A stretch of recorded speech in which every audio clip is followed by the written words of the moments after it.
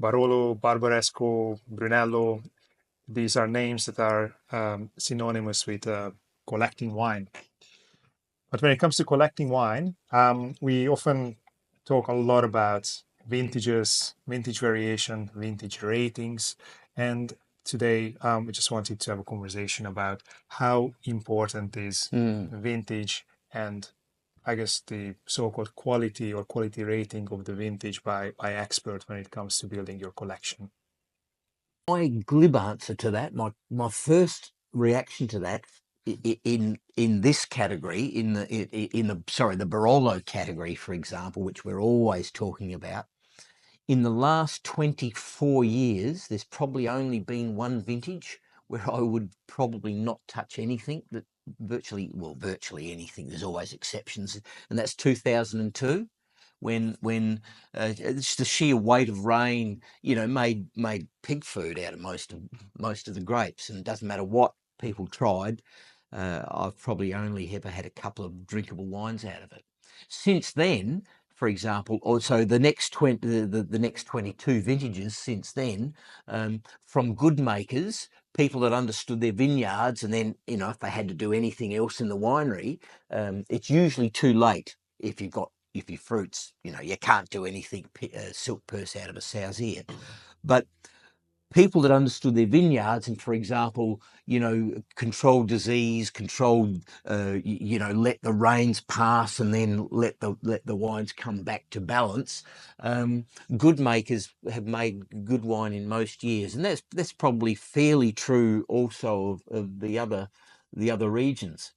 A good example, I guess, of what we did last year, we went in this time last year, we were just about to head off, and in a couple of weeks we went to three regions, Montalcino and Chianti in Tuscany, and then up to the Veneto, to Valpolicella, and then over to the Barolo region, Barolo and Barbaresco. And so I guess we did, 20 producer tastings and tasted 160 or 200 wines or something like that. Yeah, easily. And we would have expected to go and see the current wines in barrel and things, but we both Marcel and I had this instinct, or this feeling that of recent vintages that were current, people had missed the boat on 2018, for example. We needed a bit of time to see if the big ripe wines of 2017, what they were going to measure up to, and we've spoken about those before as from good producers producing well.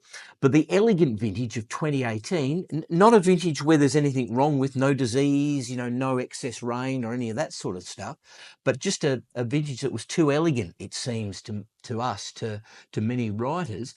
We made it our job to taste a lot of wine. What would we have tasted? Nearly 100 wines from 2018. Well, if not more, if Yeah, not if more. not more, and Yeah. deliberately so. And I don't want to lead the witness or put words into your mouth, but I think we would have we would have drunk and brought and sold, in a commercial sense, almost everything we saw from 2018 in three regions. Yeah, I think my reflection on the 2018s that we tasted was that most of the wines were incredibly even, complete, and balanced.